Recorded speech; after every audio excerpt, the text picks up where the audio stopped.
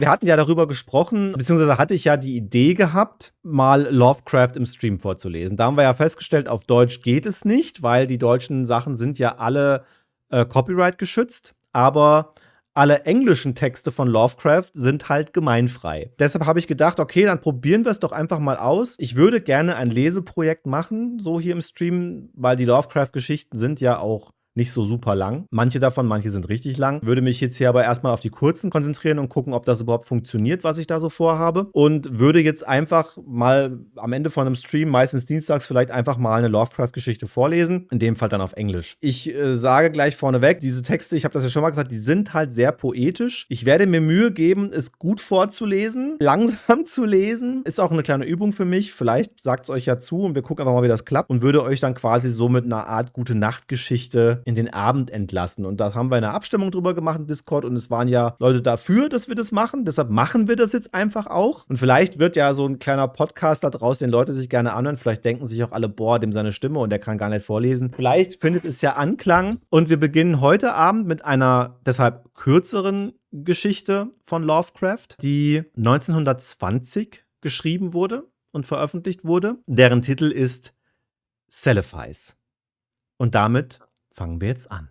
In a dream, Kyranes saw the city in the valley and the seacoast beyond and the snowy peak overlooking the sea and the gaily painted galleys that sail out of the harbor toward distant regions where the sea meets the sky. In a dream, it was also that he came by his name of Kyrane, for when awake he was called by another name. Perhaps it was natural for him to dream a new name, for he was the last of his family and alone among the indifferent millions of London, so there were no many to speak to him and to remind him who he had been. His money and lands were gone, and he did not care for the ways of the people about him, but preferred to dream and write of his dreams. What he wrote was laughed at by those to whom he showed it, so that after a time he kept his writings to himself and finally ceased to write. The more he withdrew from the world about him, the more wonderful became his dreams, and it would have been quite fertile to try to describe them on paper. Kyranes was not modern and did not think like others who wrote. Whilst they strove to strip from life its embroidered robes of myth and to show in naked ugliness the foul thing that is reality, Kyranes sought for beauty alone. When truth and experience failed to reveal it, he sought it in fancy and illusion, and found it on his very doorstep, amid the nebulous memories of childhood tales and dreams. There are not many persons who know what wonders are open to them in the stories and visions of their youth, for when as a child was listen and dream, when think but half-formed thoughts, and when as man we try to remember, we are dulled and prosaic with the poison of life. But some of us awake in the night with strange phantasms of enchanted hills and gardens, of fountains that sing in the sun, of golden cliffs overhanging murmuring seas, of plains that stretch down to sleeping cities of bronze and stone, and of shadowy companies of heroes that ride caparisoned white horses along the edges of thick forests. And then we know that we have looked back through the ivory gates into that world of wonder, which was ours before we were wise and unhappy. Kyranes came very suddenly upon his old world of childhood. He had been dreaming of the house where he had been born, the great stone house covered with ivy, where 13 generations of his ancestors had lived, and where he had hoped to die. It was moonlight, and he had stolen out into the fragrant summer night, through the gardens, down the terraces, past the great oaks of the park, and along the long wide road to the village. The village seemed very old, eaten away at the edge like the moon, which had commenced to wane on Kyranes wondered whether the peaked roofs of the small houses hid sleep or death. In the streets were spears of long grass, and the window panes on either side broken or filmily staring. Kuranes had not lingered, but he had plodded on his though summoned towards some goal. He dared not disobey the summons for fear it might prove an illusion like the urges and aspirations of waking life, which do not lead to any goal.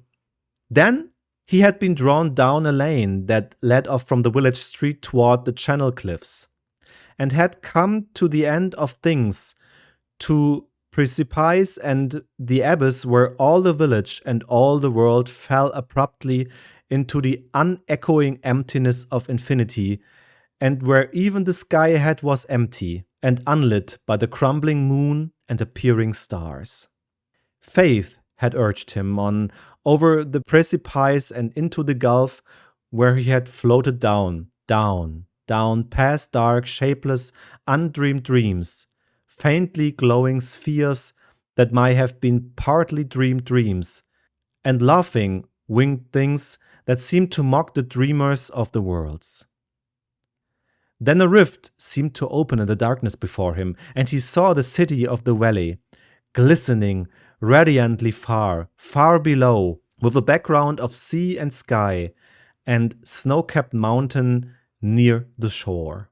Kuranes had awakened the very moment he beheld the city, yet he knew from his brief glance that it was none other than Celephais, in the valley of Nargai, beyond the Tanarian hills, where his spirit had dwelled all the eternity of an hour one summer afternoon very long ago, when he had slipped away from his nurse and let the warm sea breeze lull him to sleep as he watched the clouds from the cliff near the village.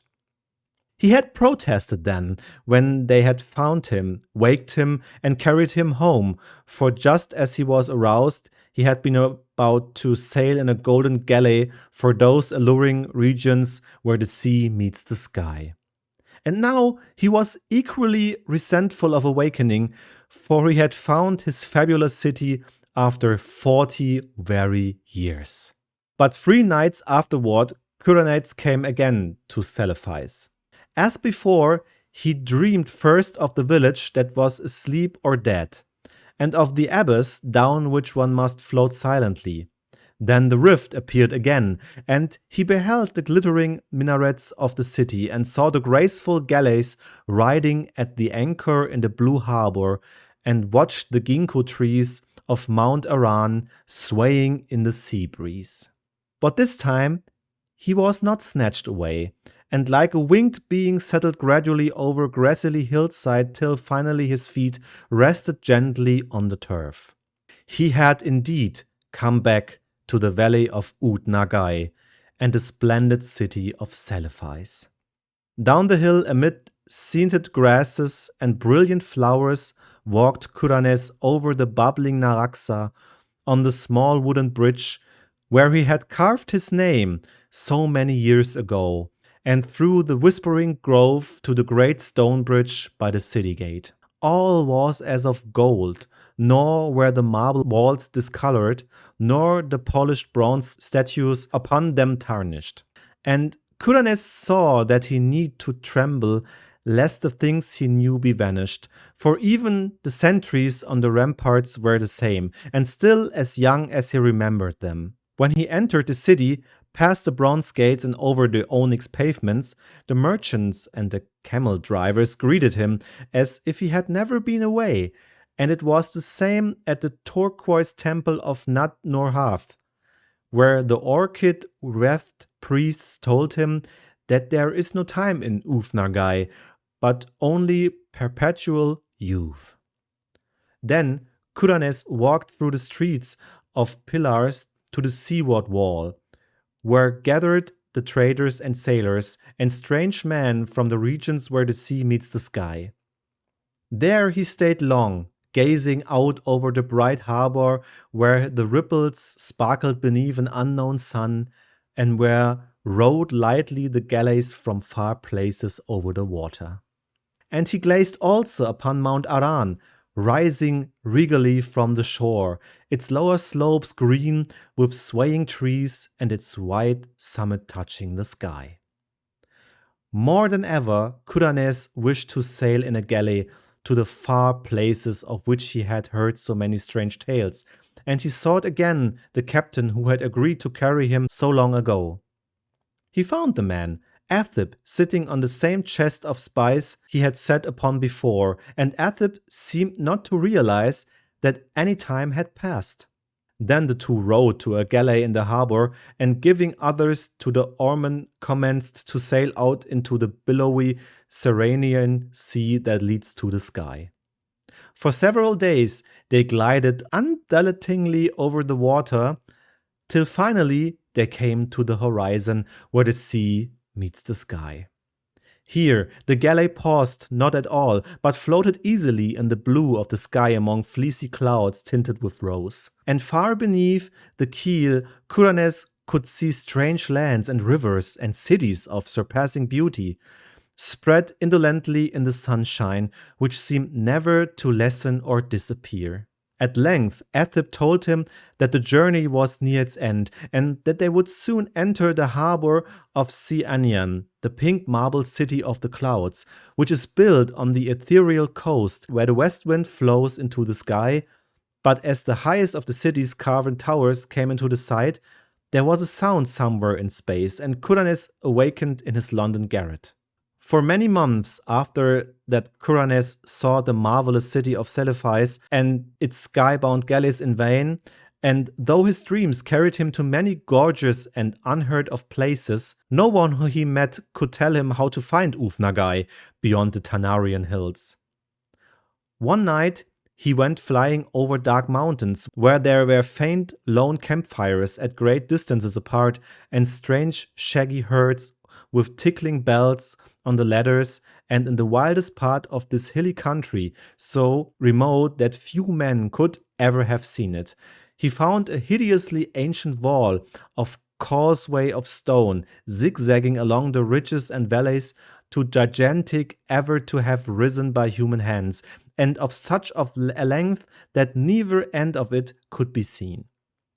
Beyond that wall, the grey dawn, he came to a land of quaint gardens and cherry trees, and when the sun rose, he beheld such beauty of red and white flowers, green foliage and lawns, white paths, diamond brooks, blue lakelets, carven bridges, and reft-roofed pagodas, that he for a moment forgot Celephais in sheer delight.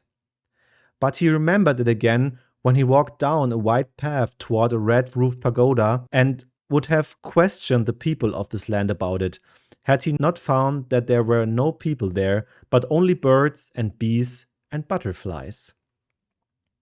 On another night, Kuranes walked up a damp stone spiral stairway endlessly, and came to a tower window overlooking a mighty plain and river lit by the full moon. And in the silent city that spread away from the river blank, he thought he beheld some feature or arrangement which he had known before.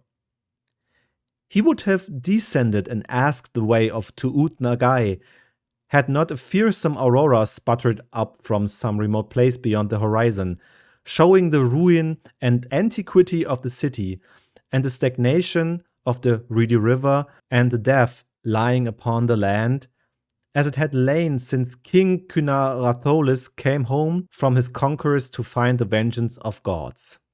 So Kuranes sought fruitlessly for the merry valorous city of Celephais and its galleys that sailed to Ceranian in the sky, meanwhile seeing many wonders, and once barely escaping from the high priest, not to be described, which wears a yellow silken mask over its face, and dwells all alone in the prehistoric stone monastery in the cold desert plateau of Leng.